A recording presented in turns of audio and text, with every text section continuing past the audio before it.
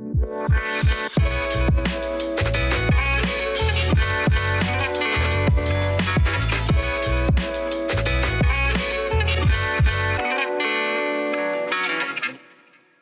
everybody. Welcome back to Made Possible by Pop Culture, the podcast. I'm your host and producer, Danielle Terciano.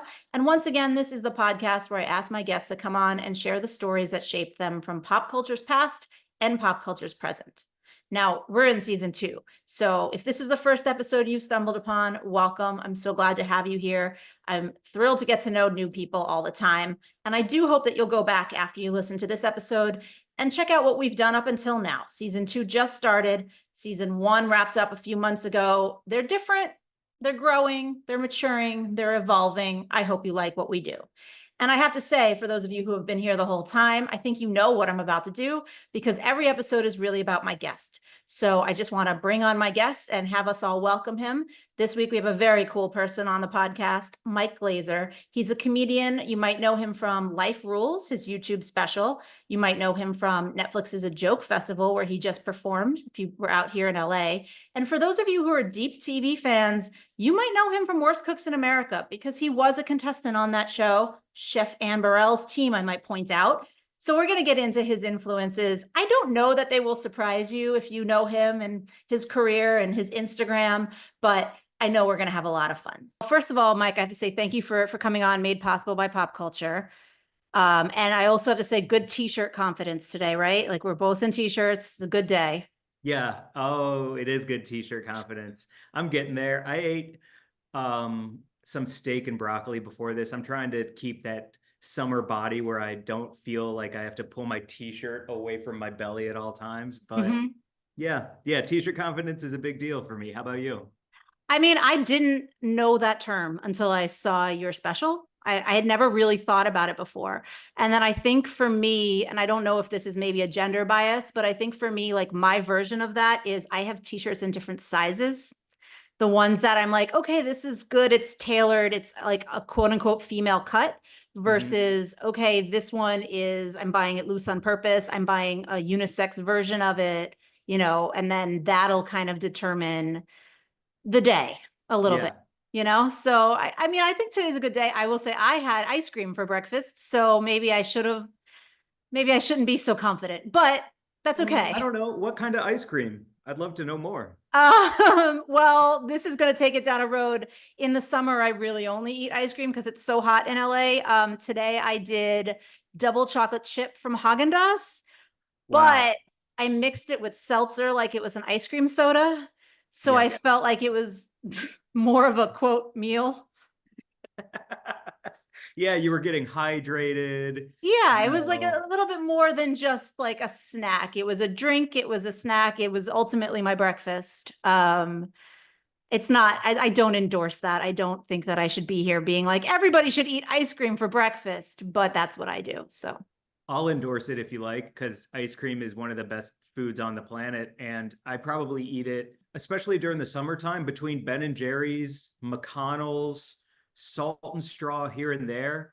Like I've probably put away like 1 million calories in ice cream just summer alone, like easily.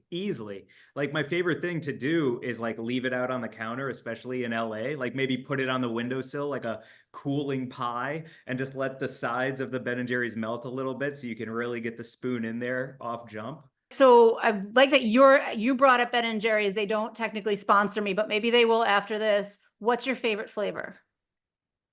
Okay, so this is a limited time flavor, so this podcast has to drop very soon. It is, but I'm curious if you're going to say what I think you're going to say. It's the marshmallow flavor. Is that the one you were thinking of? Yes. Okay. Big time. I drove all over Los Angeles looking for it last weekend because I didn't know it existed. And I was on their website looking up when we can get their new election flavor. And I stumbled upon this marshmallow flavor and I was like, how have I never heard of it? And it was sold out on the website, so I couldn't just order it. I drove all over. I live in the Valley. I found it at a Target in the Valley. That's where we got it. Question though, how do you feel about the ratio of ice cream to cookie dough? Very good question, because my top, like my ideal ice cream has a creamy base, it has a chunk, and it has some kind of swirl. And in this one, I think the chunk ratio was a little below what I want it to be. And I think the chunks that were available were a little too large.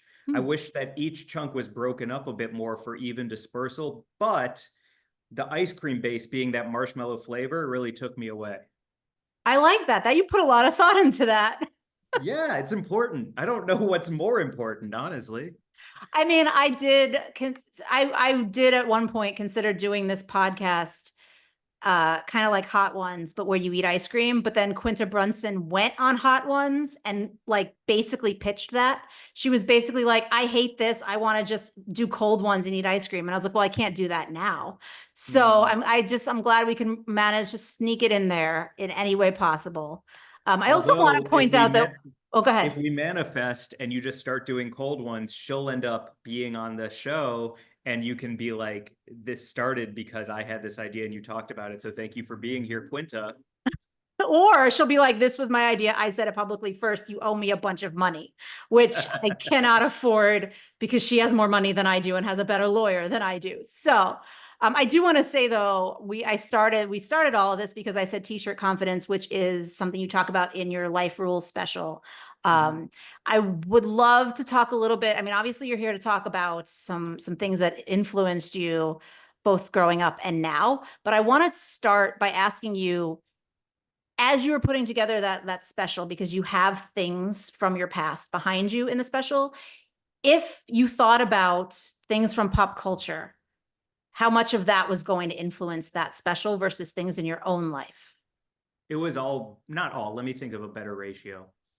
73% based on like things in pop culture, things I grew up with, the way that I developed that, how I approached it. It was like 73% because I I needed to put out a special to put all of those jokes to bed, but all of those jokes are from like the first 6 years of my stand-up comedy, and I think they suck. I think they're shitty jokes. I think that they're like, I'm way better at stand-up now because I'm telling like deeply personal Mm. stories, but the only way for me to get internal was to tell all this external comedy and put it out there as a mixtape. And I call it a mixtape because I don't believe it's my first album. I believe my first album is going to be a bit more of an opus if I'm going to be all highfalutin about it. It's going to be a bit more of like a real like piece of art. And this mixtape feels like I pulled together all these jokes that I loved that were the best I could do at the time and put them out almost like a like I grew up reading the funny comics in the newspaper, like the Yeah. colored comics and the Yeah. black and white comics, like Zits and stuff like that. And I feel like this is like a pastiche of like a little bit of Hagrid the Horrible, a little bit of Ziggy, a little bit of Far Side, a little bit of Calvin and Hobbes, and it's all how I delivered these like stand-up comedy jokes. And I know we were going to talk about some of my like TV influences, but Yeah. those are definitely in there too. That is where I wanted to go in terms of like the things that you wanted to talk about here. And I mean, I normally ask my guests to set up what it is, but for the purpose of me asking this question, I do want to just spoil it for everyone and say that the like quote unquote past pop culture influence you mentioned was In Living Color, Yes. which to me says a lot. I think if you're a kid growing up watching that, the type of comedy you're absorbing would then, I think, inform the type of comedian you become. So I'm curious if you could kind of talk a little bit about, paint us a picture of like you stumbling upon the show and its early in it, your early days with it, and like what it felt like for you, and how you related to it when you first saw it. I wish that more people talked about Jim Carrey, David Allen Greer, Tommy Davidson, the entire Wayans family in the same breath that they would talk about things like SNL, Hmm. because SNL was, you know, has always been a, what's the word I'm looking for? Cultural touchstone for Yeah. America comedically, but In Living Color is just better. It's just a better show. It has crazier characters. They take bigger swings.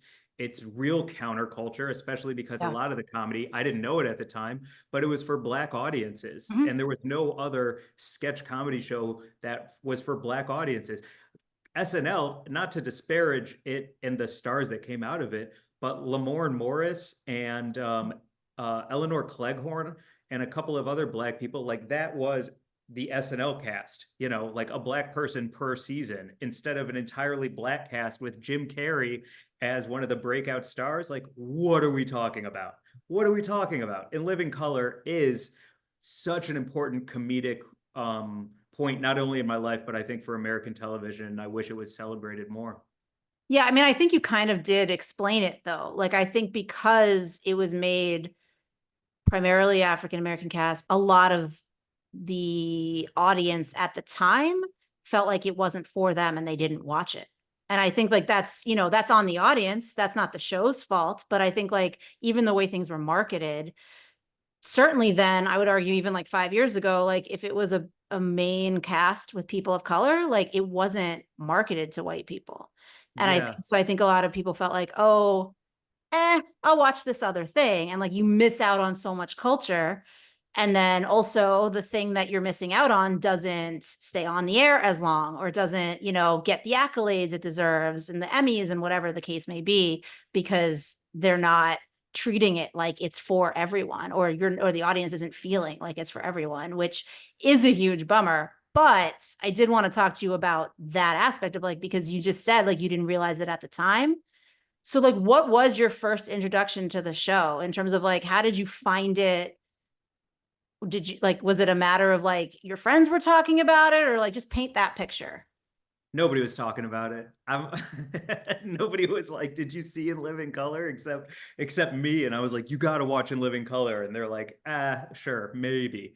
Nobody cared like I cared, but I like, I I found a lot of comfort. I think I was talking to my girlfriend about this a couple of days ago. Shout out Tina. Hey Tina, you're probably listening. I've always been the weirdo, like second place guy. Like I've been drawn to the underdog my whole life. Um, I went from being on Food Network's Worst Cooks in America to graduating culinary school. But I I was gonna started say at we this can like, talk about that because as we were talking about ice cream, I was like, oh, I have questions, but we'll get to that later. okay, I won a gold medal with Team USA, but it's in roller hockey. Like I am an underdog story through and through. So maybe I'm just like gravitating to immense talent that is an underdog show because Jim Carrey is my favorite comedian of all time, hands down. He Ace Ventura is really seminal for me because the story with that is he just went off. He just let it rip. He told the director, "Hey, I think I can do this whole scene forwards and then backwards." And they're like, "What are you talking about?" And then he did the whole scene forwards and then backwards. And if you watch, I think it's Courtney Cox. I think it's her Mhm. in the she's like covering her mouth, trying not to laugh to ruin the take because it's so much magic. And if anyone listening to this is like, "Yeah, but the ending, yeah, it doesn't hold up." His performance holds up. Shut up. His whole performance is incredible. It speaks to allowing somebody to cook and just reach their full potential. And that Ace Ventura would not be Ace Ventura without Jim Carrey. And then he went on to play dramatic roles. I mean, he's just a freaking beam of light. So for me, him starting on something like In Living Color, sleeping under his desk, to work on things, creating Fire Marshal Bill. So I'm running around with my teeth up like this, talking all the time. Like that is like a cultural phenomenon as far as I'm concerned. Well, I was going to ask, I imagine that was one of your favorite recurring sketches, recurring characters. Oh my gosh. Yeah. But I'll tell you what, the other thing that nobody talks about is like David Allen Greer is a classically trained, I think, Juilliard graduate who has been at like the top of the acting accolades forever. And with that, he decided to do a short order cook whose catchphrase is pick him up. Like the man is like, he can do anything. When he was in Don't Be a Menace to South Central Hmm. while drinking your juice in the hood, he sits there and he's in a jail and he's telling this like deep poem he wrote. And he's like, one fish, two fish, red fish, blue fish, knick knack, paddywhack, give a dog a bone. He's a Juilliard grad. Like, what are we doing? He can do anything. He's incredible. And then the Wayans brothers, they put more people on the map. They do Mm. more parody. They hire more of their family. They're all incredible stand-up comedians. Like, they are an empire unto themselves. And it's like, how are we only talking about like who's a family like that? The Kubricks or the Coppolas or something, right? How about the Waynes? How about the fact that they had a sketch show, a sitcom, touring stand-ups, all their siblings are talented, and now they have a huge production company? Like, shut up, y'all. Shut up. That's incredible. It's funny that like when you were just like who do we talk about, you pointed to like directors, because I was like, I do think it talks about it depends on the crowd you run in, because I feel like I heard more about the Wayans growing up than a lot of other quote unquote showbiz families, because of what you just said, like the volume of work that they were putting out, the level of talent they were putting out. Um, this show, I think, was one of the pieces of their work that I probably knew the least. And I will say that as to say it because on TV at that time, as everybody knows, I am old, you had to watch it live. And if you missed it, you missed it. And so there were things that I just missed. And so now to be able to go back and be like, all right, it's not streaming anywhere, which sucks, but like you can find sketches. And you can, like, if you love Fire Marshal Bill, you can find maybe not all, but the majority of those and watch them all in a row and like really hone either your love for comedy or like your skill level if you're trying to mimic Jim Carrey's skill level. I'm curious what your experience was as a kid who like was already into this, maybe already knew he was funny himself.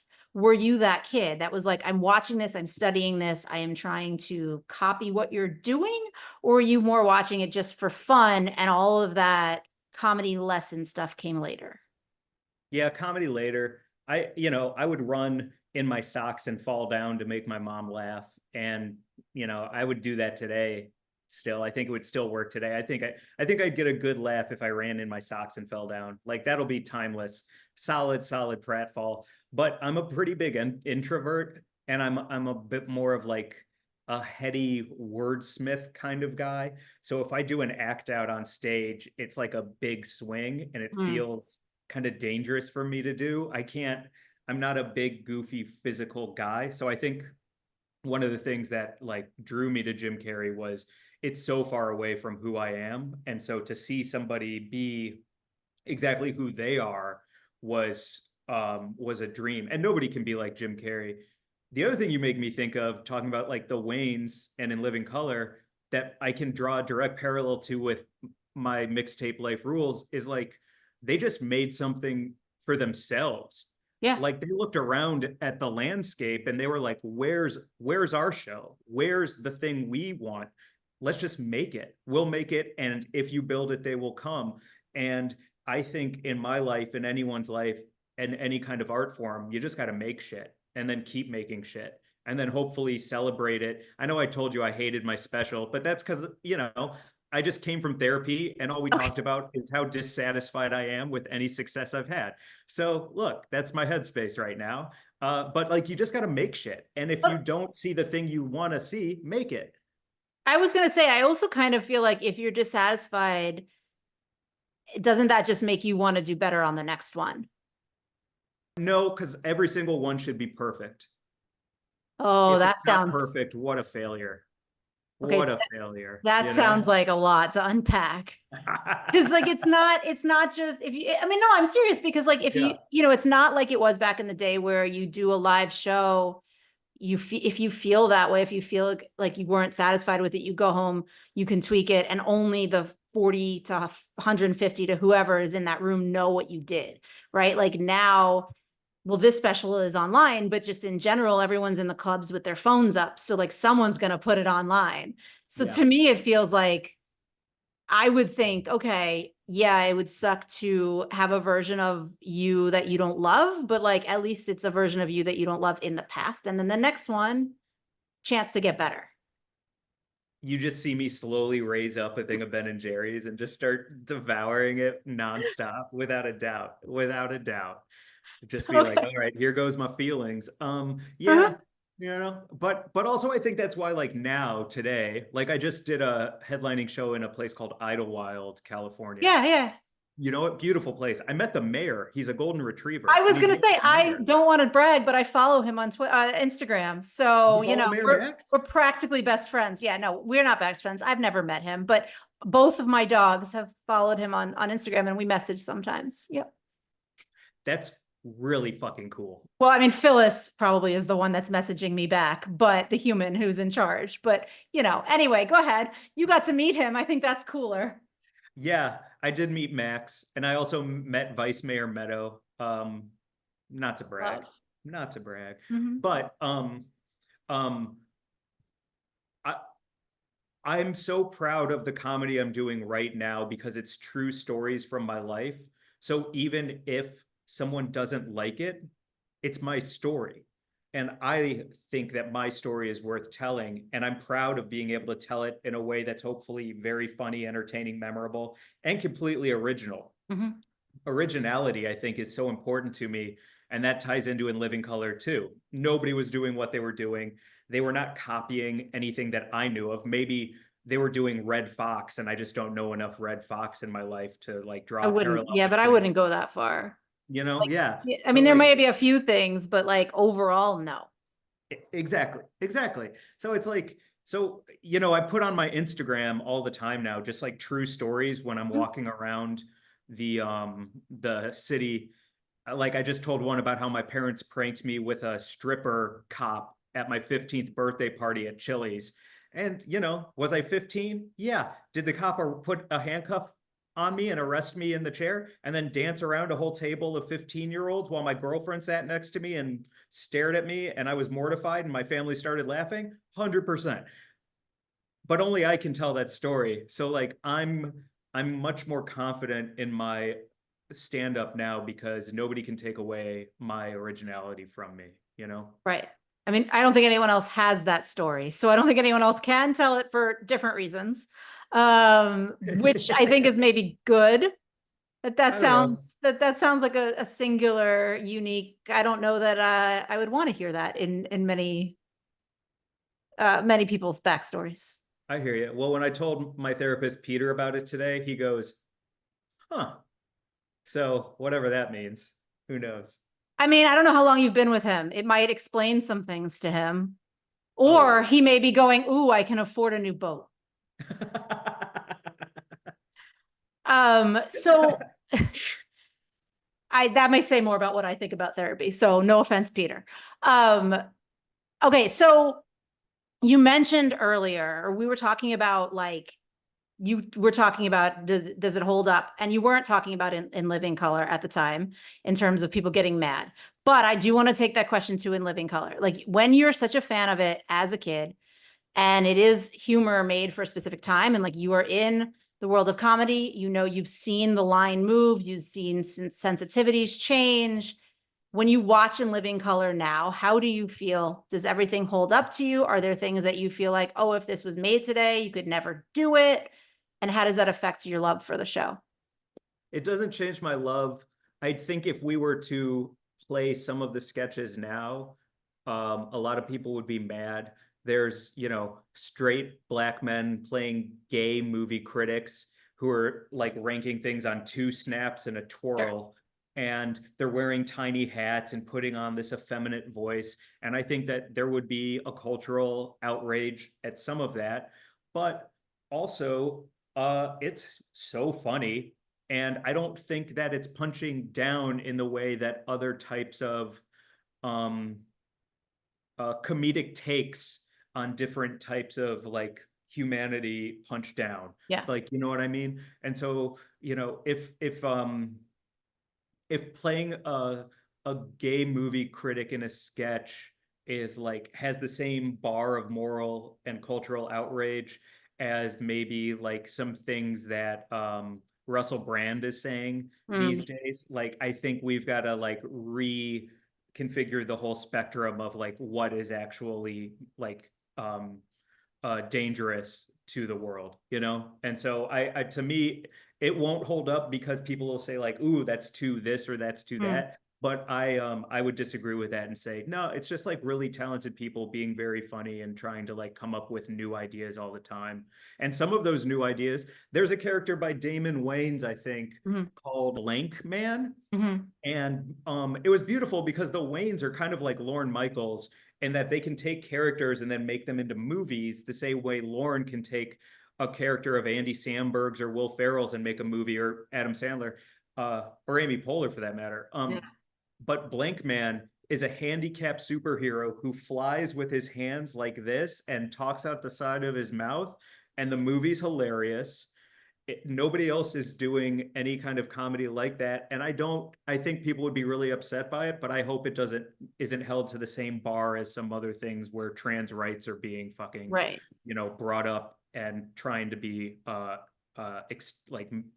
in the words of my girlfriend, like trying to make them extinct.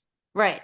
I mean, I will say I haven't seen the movie, but I mean, just from the sketches on the show, like you brought up a good point when you said that they're not punching down. Because even Mhm. there was a sketch, and this is like maybe a deep cut, but there was a sketch about a substitute teacher who like couldn't use his arm.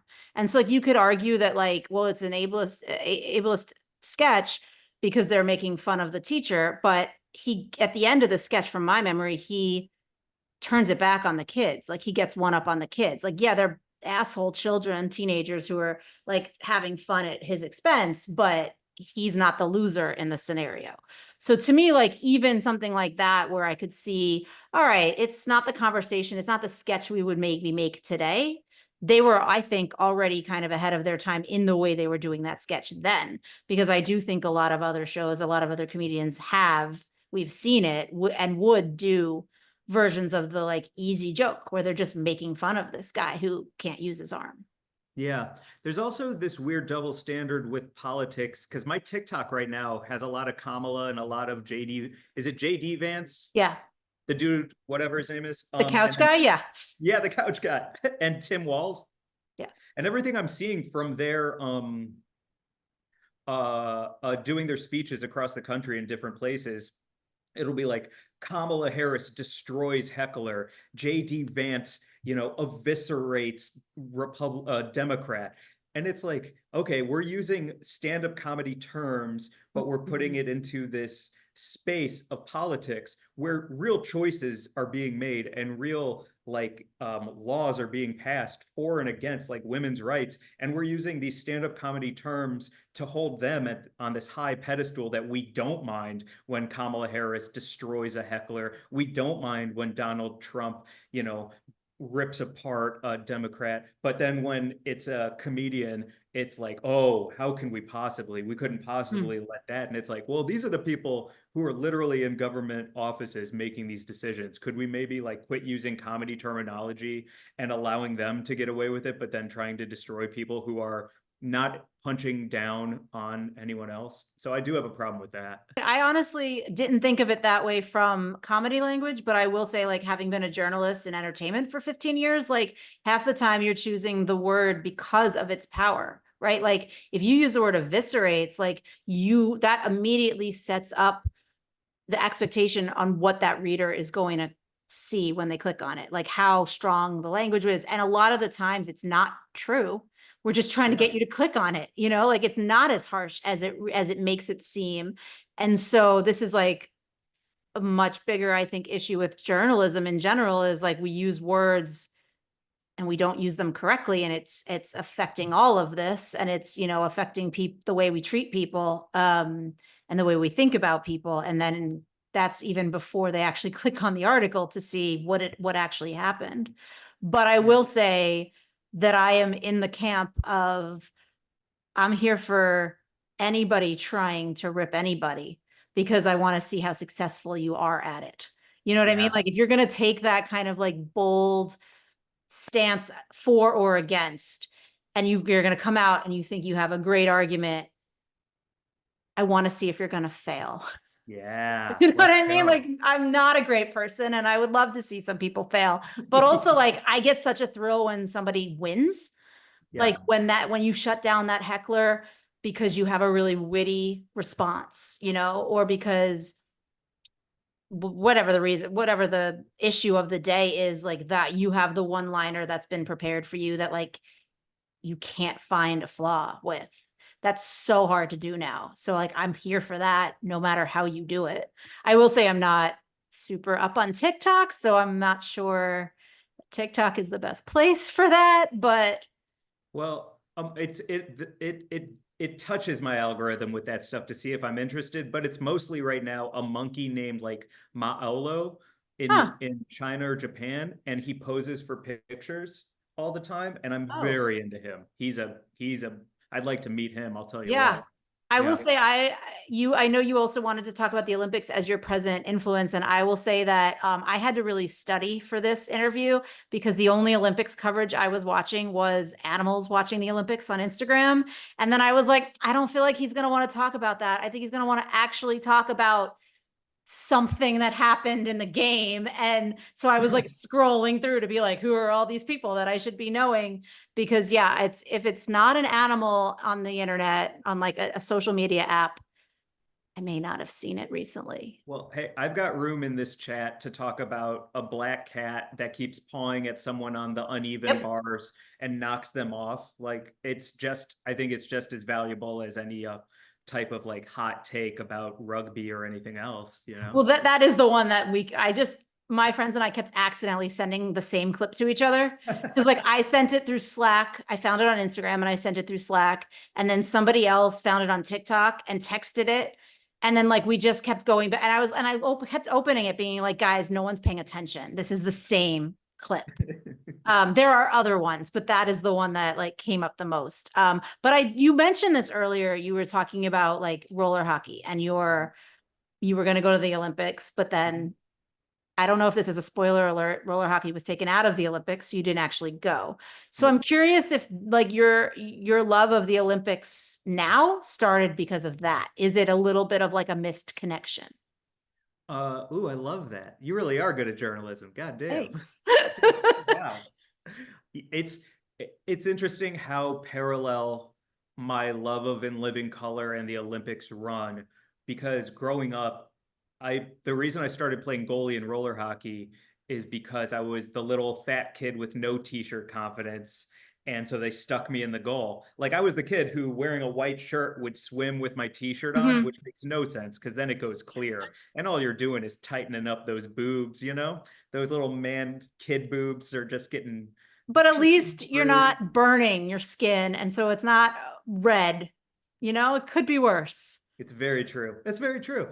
And so like, but having that like last name of, oh, I'll show you. My last name's Glazer. Yeah. This is my first goalie mask that I ever had. My Oh, art that's pretty teacher cool. put it together, but the back of it says donut. Oh no. I mean, that's a So little mean, but okay. yeah, exactly. So like I was donut, and so I was the fat kid who was stuck in goal. And that's good fuel. I'll tell you what, it's good fuel for wanting to be, all right, you think I'm a little fat kid who's going to be stuck in goal, then I'm going to be the best and you're never going to score on me. You're just never going to score. And around that same time, I'm the Olympics, the Summer Olympics is happening, and I'm literally saving every St. Louis Post Dispatch sports page of the Olympics. So it'll say day one, Summer Olympics, day Mm. two, and then I did it for the winter and then summer again. So every 2 years, I would have every single day of the Olympic sports pages put up around my bed until my whole bed was surrounded by Olympic sports pages from every 2 years of winter and summer. And as that's happening, I'm working my way up to becoming the best roller hockey goalie I can be with the dream of one day being an Olympian. Okay, I just need to stop you for a second because that is my nightmare. That much paperwork, like that's a hoarder's dream and my nightmare. I'm very Marie Kondo. What were you getting out of the papers? I think it was just like I'm so young. I remember like reading about like the track and field 100-meter dash or something. And I remember like almost just like touching the words as if there would be a magical Mm. transference from that print into my body so I could become that one day. Because to talk about perfectionism or rising to the occasion, I, there's nothing more compelling to me than dedicating your entire life to one moment and you only have that one moment every 4 years. That to me is, who are you? What are you made of? Are you better than the best from every single country around the globe? Where do you stand compared to them? What's your personal best? Do you think you can get gold? Are you going to break and Mhm. shake in the moment where you need to rise to the occasion yourself? What are you like? Who are you? It's ultimately who are you? And for me, being a goalie, standing in that goal, if I let in a goal, if I get a shutout, I'm playing for perfection every time, a championship. The big question is, who am I? What do I have left in the tank in the third period when we're tied 0-0? And if I let in a goal, we lose and the other guy beats me. Or can I break the other team's spirit and have them go back to their locker room shattered and feeling like horses that I rode around because they're my bitch? You know, like it's a real, it's real. And I think that that is a big important part of humanity. That was when you were young, obviously. Well, I don't know, obviously. How old were you when you were saving these newspapers? Probably 8, something like that. Okay, because it took I mean, obviously you're not then going to the pre-Olympic game or Yeah. I'm sorry, I don't know the name of it. The when you won the medal and you Yeah. thought you were then going to Olympics, you were like 15. No, I was like in my 20s. Oh, okay. Well, still, that's a long time in between. Yeah, which is the sweet spot for an Olympian is your 20s. You know, you're just peak physical condition. It doesn't get better than that. Mhm. We were at something called the Pan Am Games, which would be like Canada, US, Mexico, South America, like the whole hemisphere. And when I got the call, I was in college. I was selling opium at the time with my next door neighbor. And when I got the call, they were like, hey, we'd love to fly you out to Lake Placid, New York to train at the Olympic Training Center and try out for the Pan Am Games. And I was like, great. I'm never going to pass that drug test. I am selling drugs. I am eating mushrooms. I am drinking my face off. Like, oh my God. I clean up, I get out there, I rock the tryouts. And then in 2005, I think we went to Argentina and competed in the Pan Am Games where I won gold. Right. And then like you were teeing it up, and then as they put the gold medal, which is right here around Nice. here. Oh, let's do it for the real. You should do it. Well, for also, yeah, I was gonna say the video will be on YouTube. Anybody watching this wants to see the medal. Yeah. So I'm winning. I win the Pan Am Games as a goalie. This is the medal. Nice. And as they put the medal around my neck and I'm like wearing a Team USA jersey and I go like this and I'm like, oh my God, I'm going to become an Olympian. Like my newspapers, my Yeah, manifestation yeah. came true. And they go, and ladies and gentlemen, the next summer Olympic sport is mixed doubles badminton. Thank you so much. And I'm just like, But so that's why I asked because I'm like, that could go either way, depending on the type of person you are, right? Like, that could be a moment of like, why did I dedicate my time to this? Like, I never want to know anything about the Olympics ever yeah, again. Or it could go the other way of like, I absolutely have to see what happens because A, what is this thing that they think is better than me? I need to see if it is, but also B, like, maybe it's not going to be in forever. Maybe I have another shot in 4 more years or yeah. 8 more Well, I years. just saw on Instagram, they announced the new Olympic Games that are coming to Los Angeles in Mm. 2028. And I did the carousel and I was like, if I see roller hockey in here, we're never going to have this interview because I'm jumping off a bridge. Like that would Oh, be jeez. devastating. I So, mean, at this stage in your career, you could just get hired to like be a commentator or, do the after show. Like you don't have to compete. I feel like the competition is the least fun part of the Olympics. I feel like the Olympic Village where everyone's like partying after the competition is over is the real, I don't know, the real experience. I mean, there's so much stress. Like yeah. maybe not. I guess it depends on what sport you're in, what event you're in, what country you're from. I will say that like Pummel Horse guy, he didn't seem stressed at all. I still haven't No. learned his name because when you Google it, it just says Pummel Horse guy and I can't pronounce his last name. I know his first name is Steven, but I can't pronounce his last name. So I was like, everyone knows what I mean when I say that. So like certain things maybe are a little bit more laid back. And I think also certain things, as we maybe saw with like breakdancing, the rules are still to be defined about Yeah. like where's your Right. level and like what are we doing here, so you maybe never know. I guess maybe they'll bring it back and maybe you can compete if you really want to. No, I will be a commentator. You're right. There's no doubt about it. It's I better. Yeah, yeah. I would put on all my equipment and every tendon in my body would rip in half. There's no way. Like, what are we talking Well, I about? mean, you'd have to train. Nobody's saying like go right now. You'd have to go back into training or like we would all die. I was at the Coliseum on what day is it? The Friday before the closing ceremony. I was there for like a different event for a television show, and the flame was lit and like the field was all getting set up for the closing piece. And I was like, just looking out at it being like, I don't know how athletes do anything here. Like I got winded walking from the parking lot. This is a huge, obviously it's a football field. USC plays there all the time. Like people are conditioned for it.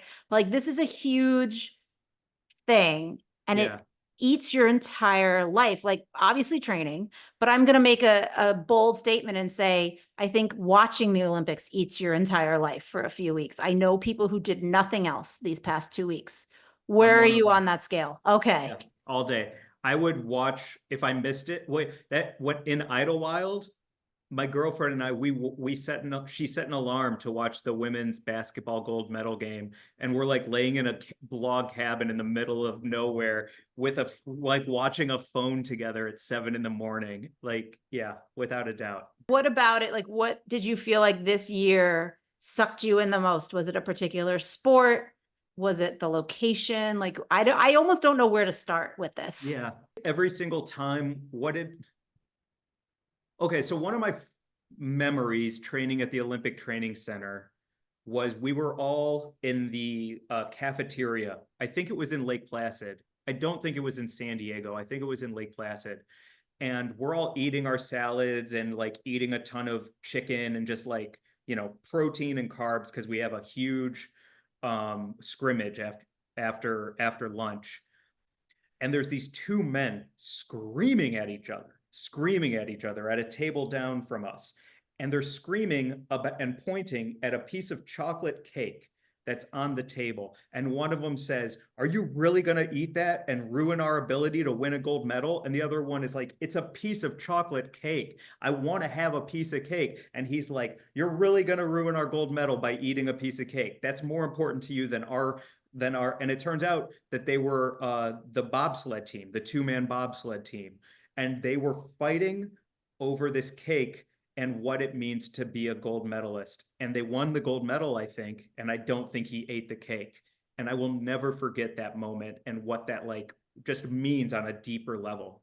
My first question is it worth it? Like, is it worth the gold medal if you can't have the cake? Like my whole life is like, I want to do things that I enjoy. And am I going to get more joy maybe winning a medal if I've deprived myself of all these other things? My answer is no, which is Right. why I didn't even join the swim team when I was like, I learned how to swim and was like, I'm done. Like they said to me, you have the strength, but not the stamina to race. Do you want to train to race? And I said no, because I was like, why do I need the stamina? Unless I'm like in the middle of the ocean about to die, which I don't think I'd ever be in my life. Like, I'm okay. I'm great. Yeah. That is an Well, insane. Now that's never going to leave me, that image, by the way. I guess I guess I could either ask you a question or talk about how it feels for me, but maybe I'll ask you a question first. Like, what type of winning like resonates with your soul? Would it be like finishing a massive piece of journalism and you're like hit send and you're like, I feel like I won? Or like what constitutes winning for you and the feeling of winning? That's a really good question. I mean, when I was working as a journalist, yeah, it was the completion of a really hard project and the type of journalism I was in, it was not hard-hitting journalism. I was not the one breaking the Weinstein case. I was doing more consumer-friendly stuff. So like, for an example, I worked at Variety magazine for a few years. I was in charge of TV coverage for consumer and award seasons. So when we would finish our individual Emmy issues, because I was in charge of them front to back, we had 15 in phase one. Is that accurate? Yeah, I think. Or was it? No, I'm sorry. We had 15 overall, phase one and phase two, between May and August. So I would have like little satisfaction when I would finish one and then another one and then another one. And then like when we were done, that was the win. Cause it was like everything assuming it did go off without a hitch, which most of the, with exception of COVID, when I had to completely change all my plans, that was the win. Was like, we did this successfully. Like, yes, a lot of the things that we talked about ended up getting nominated, getting wins themselves. That doesn't matter. But what mattered to me was putting these magazines together. Very limited resources, blah, blah, blah. So, but like, now that I don't do that anymore, I think I feel the wins in smaller ways, which is kind of maybe a weird thing to say. But maybe healthier. Well, like even starting this podcast or any project, Mm, right? It's like I just want to start something and complete an episode. Like it's the process, I guess, is what I'm hearing. It's like all about yeah. process. Yeah. Yeah. I wish I was more like you. I No, really I do. don't. Because for me, the winning can be almost detrimental because it gets in the way of like friendship or process or enjoyment, creation, anything, because it's all about that final level. And that final level never comes. I Mm, was talking to a very, very famous female soccer star. And we were talking because when my roller hockey career was over and I had to go function in the real world, I was so out of sorts for years because the real world doesn't work like a sport. There's not a mm, time limit, there's no rules, there's no winning and losing. It's so superfluous that it feels like chaos. And I needed structure and regiment that I'm used to within a sport to function. And she was like, yeah, like, thank God for new projects. Thank God for new things that I'm pouring myself into so that I don't have to just like, you know, flutter away into nothing. And so I genuinely like mean it when I say like, I wish I could be like, holy cow, that whole team pulled off that thing. Like that's what it's about. And I'm like, no, it's not. It's not about that at all. It's about a trophy that you let mm. collect dust on your shelf with all the other trophies. That's what it's about. And I wish I wasn't as like that as I am. I think there are some parts of the real world, certain jobs that you could probably structure and get what you had in the sports world in those jobs. But I think there'd be other things you'd hate about them. So like, Mm. it's almost not worth trying to like fit that square peg into the round hole or whatever. That like, there's something to be said for like, I think if you go from one drastic thing where you're focusing all your energy and all your time on working towards one goal, and that goal no longer can be achieved and you have to pivot somewhere else, almost doing something totally different on purpose so that you're not trying to always compare. And so that you're not like, that's where I will be honest, like that's where I'm at now. Like, I'm not working in journalism right now. And I think I'm working in marketing, but I'm doing the podcast to keep my foot in journalism because marketing is oddly so close to journalism, but not giving me the things that I love about journalism, that I'm like, oh, this is weird. Like, it is a Yeah. weird, it's kind of like what you said of the like, you can't celebrate the wins in the same way. So I don't know, but I think it's like, having come from that mentality of like, you were training, you were playing the sport, you were going to go to the Olympics, to now you're a fan, you're watching these things. How hard are you on the competitors when you watch them mess up? I'm so brutal, man. I'm so brutal. It's almost like someone needs to tell me to like check myself. You know what I Right. mean? Because I'm like, I remember a gymnast named Carrie Strug. Yeah. She rolled her ankle and then stuck the landing, and we won a gold on her. And and then I remember, and this is going to be so rude, but I'll put myself on blast. I remember seeing that and the dig in from that. And then I remember hearing Simone Biles say, I'm not doing the Olympics for my own mental health. And I'm like, I would kill myself to go to the fucking Olympics. Like, how could you allow your mental brain not to be as good as your, and I just like lost it. And then everyone was like, hey man, It's a different if time, she's not different person. mentally there and she does a backflip and breaks her neck and she's in a wheelchair, like, then how are you going to feel? Also, it's not your fucking story. Chill out. And I'm like, yep, yep, yep. Heard, and I needed to hear that. Understood, you know? I mean, I think that is different than what I was imagining when I asked that question. Like, I was more thinking of like, so, you were talking about winning and about like the medal at the end. And I'm in my head going, well, if you're going to go all the way to the Olympics and you're going to train that hard for your whole life and you're not going to eat that piece of cake, what happens if you win the bronze? Is that good enough? Are No, you happy enough? You no. know, that's what I would think. But then I watched that pommel horse guy get so excited. And then I found out he only won bronze. Only Yeah, is unfair. I could never do it. But that's what I mean. Like he was so thrilled. And I was like, that's the attitude you need to have. That yeah. to me is healthy, is like you did an amazing routine. Nobody at home watching could have done that. You didn't win technically because you didn't get gold, but you still won a medal. Like that's a huge deal. What you make me think of is something that maybe it's certainly myself, I don't want to speak for anyone else, could take away from that is like his his pommel horse routine only had a certain level of difficulty. So Mhm. the most he could do is hit that perfect level of his difficulty, which is as high as he can go. His current glass ceiling Yes. is this difficulty. The person who won gold, their routine was at a higher level of difficulty than his. So Yes. for him, that bronze medal is a gold because he was perfect all the way through his own glass ceiling, True. maybe even a little higher. The people who won gold and silver ahead of him, they were just more difficult routines. Their own glass ceiling was a little bit taller, a couple more floors up. So his bronze is a gold in that way. So there's something about a grounded reality in that that is very like um admirable because Mm. it's like how good are you today and what is your honest assessment of how good you are and how great you can be at your current level, and then in 4 years what if you're that gold medal difficulty that now you know you're the best at your current level, what if you can reach a gold difficulty in 4 years? I Yeah. think that's a much better framework at the end of the day.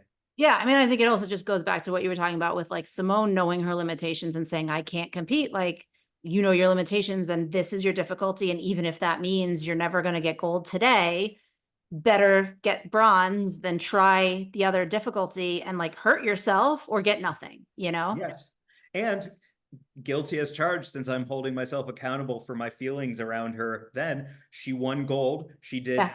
She did feats of gymnastics that no one else can do. And then she wrote on her Instagram, "How's that for lazy?" or whatever she said. Right. So like, hey, fuck me at the end of the Well, you day. didn't call her lazy. I mean, I think other No. people called her lazy, which because they don't understand what it really means. But I mean, I think that is also a problem is that like we don't talk about really what these people are doing to their bodies and to their mental states in order to train. Like this is not just, my neighbor goes to the gym 3 times a week, puts in a couple hours a day or whatever. Like this is your whole life. Um, I'm writing a book of essays right now because my Instagram has done so well where I'm telling these true stories and they're doing really well on stage. And my thinking is, well, then I'll write them as a book of essays where, dealing drugs, hanging out with strippers from a very young age because my roller hockey team, I was on a men's team and it was sponsored by 2 strip clubs in Missouri. So I'd be like 15 years old in the champagne room drinking ginger ale with, Maybe you know, that's why I thought you were 15 when you won the medal. Because I yeah, feel like I no. heard you tell that story once, and I was like, I guess I just skipped time. Okay. So I'm writing all of these essays about it right now. And where was I going with that? What did you say? Tell me. I'm sorry. I started talking about strip clubs and I lost my train of thought. Um, Well, we were talking about Simone Biles and not under people not understanding like what you put yourself yes, through to yes, train. yes. Thank you. So like something I think about a lot, and I'm so glad that we have it now, and I think there needs to be even more of it, is child sports psychology. Um, and sports psychologists as you become the greatest version of yourself, whether Mm. that's a LeBron James or whether that's a NCAA D1 athlete who might get, a walk-on contract for a season.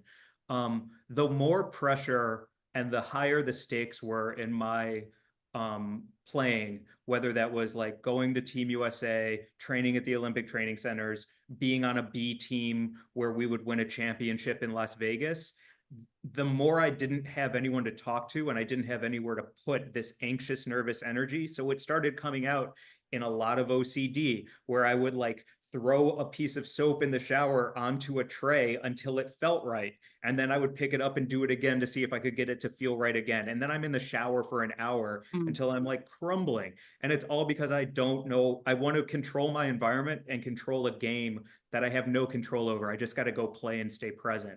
But when you don't have anyone to talk to, it starts showing up in your life in ways that are really damaging. And, I used to eat a whole half a 2-gallon thing of Edie's ice cream. Yeah. My pregame the night before, because my rituals and my superstitions and my OCD would spill over into days before the game even, and I would eat entire things of ice cream all the way down until it was perfectly halfway. And then I would eat 2 hot dogs with cheese, and then I would pick out my underwear for an hour. And these rituals were all because I was so nervous and so unsure about playing well in the game, and I cared so much about it. And if I had had someone to talk to, a sports therapist, an older mentor who had been there before me, who can be like, yeah, these are all the things that happen. Mm. I never would have eaten those gallons of Edie's ice cream and like picked out my socks for 24 hours to play a fucking game, you know?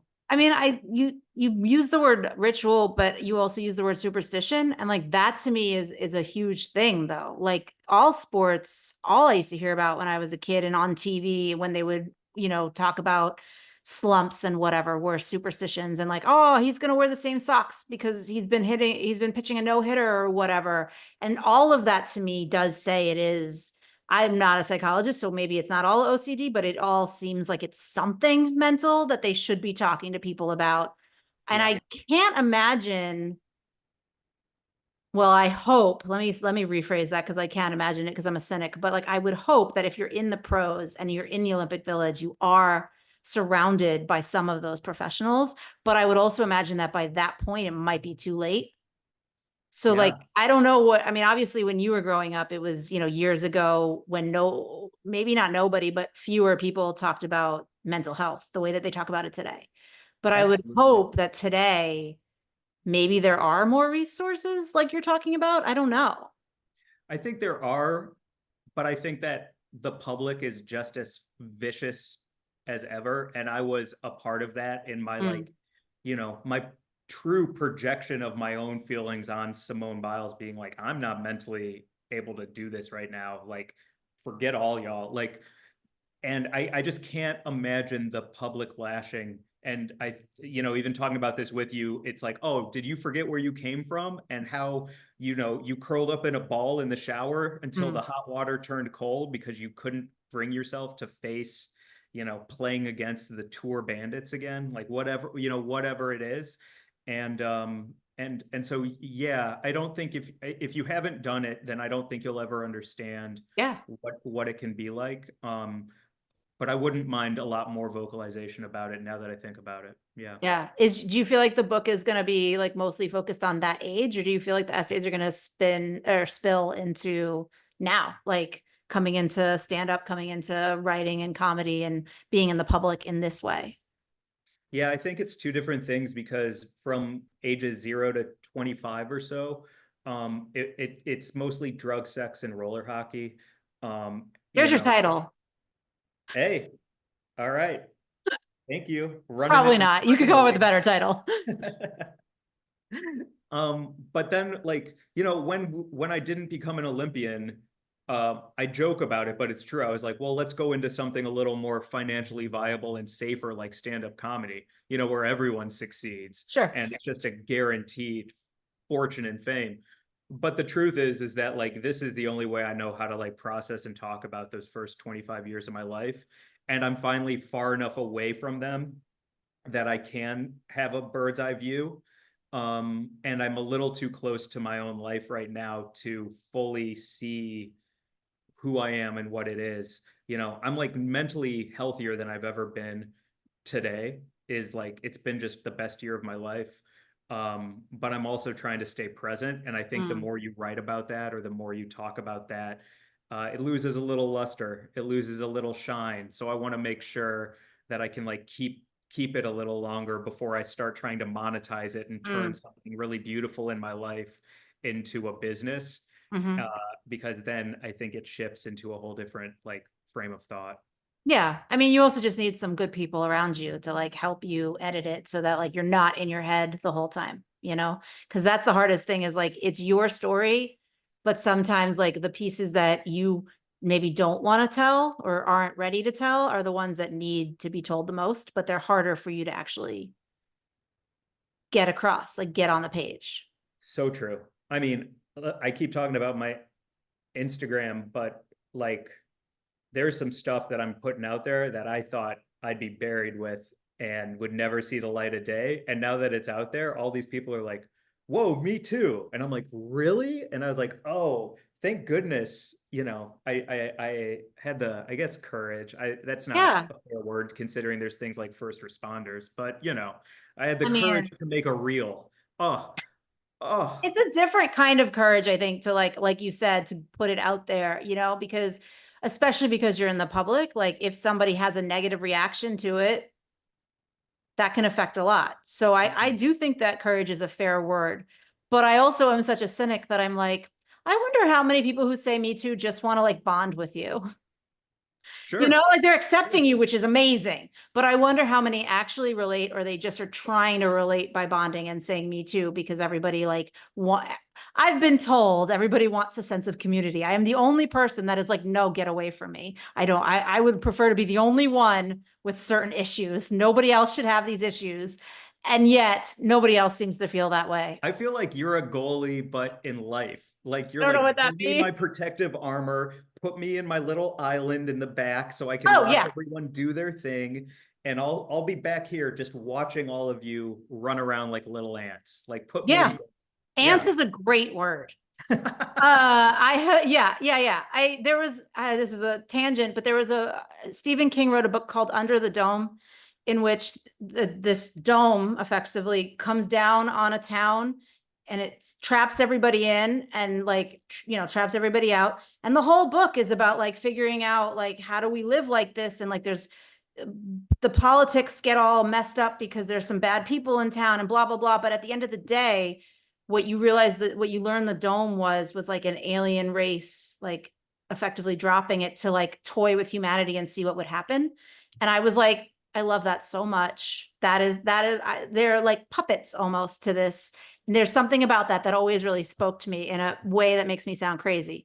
But I think that also speaks to like why I have when I did the storytelling that I did as a journalist. Like I want to stand back and see somebody else's story, tell somebody else's story, and see how to shape it to get a certain reaction or not. I don't know. I don't know what that says. Ask Peter. I'm sure he'll have a lot of thoughts. I do, before I let you go, though, I do have to ask you about Worst Cooks in America because you said something I thought was really funny a second ago about how, like, after roller hockey, it's comedy, and you made a joke about it being more stable. But you pointed out earlier, you actually did go to culinary school after Worst Cooks. So I was hoping you could talk a little bit about that experience in terms of like the show itself, why you wanted to go on it and what you feel like it did for you, but also like if you then went to culinary school, was that ever on the table? Was there a world where that was your path? Yeah, there was a world where that was my path for sure.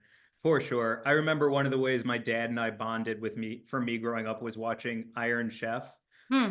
which is we would watch the Japanese dubbed over version together with Morimoto, and that was like our time together as like a father and son, and we would talk about the dishes and how Chen Kenichi is using a wok properly, and but my cocky, arrogant attitude, I would never follow a recipe growing up. I would like, oh, I can do it because Sakai is doing it. So I'll just throw a little salt, throw a little, and it would be a disaster. I lit my parents' kitchen on fire once because I didn't know if you leave hot oil in a pan, it goes past its smoke point and lights on fire. And then, like a psychopath, I just grabbed the pan and gave it oxygen as I walked it to the sink to put water on the Oh no. oil. And so the curtain went up and the wall went up, and then the water and oil mixture with the flames kicked it all over my arms. Real shit show. Ooh, And so when I got on Worst Cooks in America, it was because I was one of the worst cooks. Like this wasn't one of those we need a funny TV, hopeful TV guy on right. here. It was like, oh no, we've interviewed your friends and family, and they all will never eat your food. Um, But then I got third place on the show and I loved every minute of it. I learned how to cook from Chef Ann Burrell and Bobby Flay. I learned how to use vinegar. They made fun of me the whole time, but I won 2 blind taste tests. So if you didn't know it was my food, you loved it. If you knew I made it, you didn't love it as much. And I don't know what that says about my personality, but it is what it is. And so I took the stipend from being in New York for a month because they have to pay you on the show. And then I took a little bit of my savings and went to culinary school to kind of continue my education after Worst Cooks. And I just went to a foundational school in Pasadena. It's now gone, called New School of Cooking, but they teach you the basics. They teach you the mother sauces. They teach you how to roast a vegetable. They teach you how to break down a big side of a cow. And then from those foundations, you can build your own recipe development and follow your path. But I just really wanted to learn how to do what great chefs do. And then that led to me in the same year as Worst Cooks and culinary school. I got asked to be an improviser and line cook on a Gordon Ramsay show called The F Word. Yep. And he was like, "You're really good." And I'm like, I kind of was on Food Network. And he's like, Oh "What show?" And I no. was like, "Worst Cooks." And he's like, "Forget, moving on, whatever." But I got to cook for Gordon Ramsay and he told me I made a perfect filet mignon. And so it was another underdog story where it's like, oh, I'm burning down my parents' home. I'm going to get the knowledge. I'm going to work really hard. And hopefully I have a little bit of a knack and passion for this thing. And that'll lead to cooking with Gordon Ramsay and ending up, kicking it with the guy on the rooftop of Mama Shelter for one night. You know what I'm saying? So like, it's another underdog story, but it's another place where I was like, I just want to win. I just want to win. So I'm going to practice how I play and hopefully come out of there with another trophy for my wall. But then, I mean, I have the same question that I had about the Olympics, like having had that experience, what does that do for you now when you try to watch cooking shows? Like, can you watch Oh, other people do it? hey, if you're on Chopped, quit trying to make a risotto. All right. You have 20 minutes to make a risotto. You think that that's going to be enough time for the rice to absorb? You're out of your mind. Stop it. Make a salad in the first round. In the second round, do a kind of meat dish, melt down the candy to make a freaking sauce. And in the third round, do like a mug cake or some kind of Neapolitan because the people around you are going to try and be too flashy and they're going to ruin their own lives. All you got to do is cook simple, keep it right, and you'll win the $10,000. Okay, so what I'm hearing is that you should just go on Chopped next. Yes, please. Okay, okay. I mean, that's insane. I mean, that was very like I feel like you had that you had that locked and loaded. Like you've been thinking about that for a while. I've never said that before. You brought it out of me. Oh, So okay. yeah. I mean, I get it. Like I have that feeling of like if I've done something before and I think I've done it well, or at least if I've learned, then I'm judging everybody around me when they're not doing it well, or even if they are doing it well, but they're not doing it how I would do it. I'm just like, this is not, I mean, maybe it makes for good TV. Yeah, I want to see that risotto fail. But at the same time, like, did you not watch the last season? Somebody else has already tried this. Why are we still trying this? What are we doing? What are we doing? It's interesting. My therapy session with Peter ended today with him saying this to me. And I feel like this is like, you got to let the good things go to grow, is what he said to me. And if I were to talk about, in summation, Jim Carrey going from playing Fire Marshal Bill to doing epic dramatic roles like The Truman Show and Dumb and Dumber in between, he let go of that silly Fire Marshal Bill attitude to become a truly incredible actor at the end of the day who can do it all. To go from Worst Cook in America to Cooking with Gordon Ramsay, to go from being a fat kid in the goal to winning a gold medal and being a hopeful Olympian, to making a mixtape called Life Rules and then being like, it's fine, but I have more in me and I can't wait to see what that is. Like, you got to let the good things go to grow. And so, I guess that's what I'm actively doing, is letting go of the good things. That's awesome. I mean, not to steal from Peter, but like I think that's a perfect way to end this episode as well. It's good advice, free advice for all of our listeners. Sorry, Peter. But thank you so much for coming on. This was so rad. I would love to check out anything you're doing. Keep me up to date on all kinds of cool things. All right, everyone. Thank you so much for listening to this episode of Made Possible by Pop Culture. Thank you, of course, to Mike for coming on. And as always, I want to leave you with where to go ahead and watch these things that we talked about so that you can not only experience them for yourself, but fall in love with them the way that Mike has. Now, we know that streaming rights can sometimes be hard to come by, sometimes even a little contentious. So unfortunately, In Living Color is not available to stream on any major platform, unless you count YouTube, which I shouldn't, because their episodes are not there in full and the sketches that are there are not up there legally. Fans have just somehow put their favorite pieces up and hope the studio doesn't notice to take them down.